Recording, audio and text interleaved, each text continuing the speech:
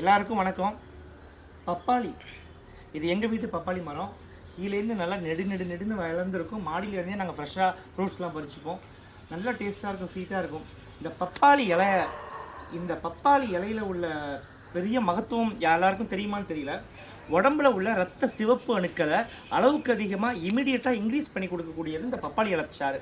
இந்த இலையை ஃப்ரெஷ்ஷாக பறித்து வாஷ் பண்ணிவிட்டு அரைச்சி ஜூஸாக சாப்பிட்டுட்டு வந்தோம் அப்படின்னா பிளேட்லெட் கவுண்ட் அதிகமாகும், ஹீமோக்ளோபின் லெவல் அதிகமாகும். இதையே இந்த இலையை சுடு தண்ணியில் போட்டு நல்லா காய்ச்சி வடிகட்டி குடித்தோம் அப்படின்னா நமக்கு டெங்கு, மலேரியா, சிக்கன் குனியா, இந்த கோவிட், இந்த மாதிரிலாம் ஸ்வைன் ஃப்ளூ, H1N1 இது மாதிரிலாம் வரும்போது எந்த ஃபீவராக இருந்தாலும் இந்த பப்பாளி இலை சாறு குடித்தோம் அப்படின்னா இமிடியேட்டாக இம்யூனிட்டி பவர் ஜாஸ்தியாகும். ஃபீவர்லேருந்து நம்ம ரெக்கவர் ஆக முடியும். ஸோ இந்த பப்பாளி பழங்களை டெய்லியோ இல்லை ஒரு நாள் விட்டு ஒரு நாளோ நைட்டு ஆஃப்டர் டின்னருக்கு அப்புறம் ஒரு 2 பீஸ் 3 பீஸ் ஜென்டலாக சாப்பிட்டு வந்தோம் அப்படின்னா மலச்சிக்கல் இருக்காது, கான்ஸ்டிபேஷன் ப்ராப்ளம் எல்லாமே நார்மல் ஆகும். ஸோ இந்த பப்பாளி காயை தோல் செய்விட்டிங்கன்னா பிசு பிசுன்னு பால் வரும். காய், நான் சொல்கிறது பிஞ்சு காயை. ஸோ இதையும் நீங்கள் குக் பண்ணலாம். உருளைக்கிழங்கு வறுக்கிற மாதிரி வறுக்கலாம், சவுசவை கூட்டு வைக்கிற மாதிரி நம்ம கூட்டு வைக்கலாம். தோலெல்லாம் சீவிட்டிங்கன்னா ஒரே பால் வரும், கையெல்லாம் பிசு பிசுன்னு இருக்கும்.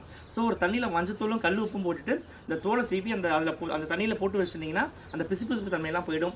அதுக்கப்புறம் கட் பண்ணி நீங்கள் வறுவல், பொரியல், கூட்டு அந்த மாதிரி பண்ணி சாப்பிடலாம். அந்த மாதிரி சாப்பிட்டாலும் ஹீமோக்ளோபின் லெவல் அதிகமாகும்.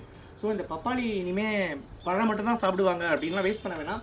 அதேமாதிரி இந்த பப்பாளி இந்த தண்டில் குழாய் மாதிரி இருக்கும். நாங்கள் சின்ன வயசில் அதில் பிபி செஞ்சு விளையாடுவோம். ஸோ இந்த பப்பாளியை பற்றி சொல்லும்போது எனக்கு அந்த ஞாபகம்லாம் வருது. ஸோ இதில் உள்ள தண்டு, இலை, பூ, பழம், காய் எல்லாமே நிறைய மருத்துவம் கூட கொண்டது. ஸோ நீங்களும் இந்த மாதிரி ஃபீவர் வந்தால் மட்டும்தான் பப்பாளி சாறு குடிக்கணுன்ற அவசியம் கிடையாது. யூஸ்வலாகவே வீக்லி ஒன்ஸ் எல்லாம் மந்த்லி ட்வைஸ் அந்த மாதிரி இந்த பப்பாளி இலையை வச்சு கஷாயம் வச்சு குடிக்கலாம்.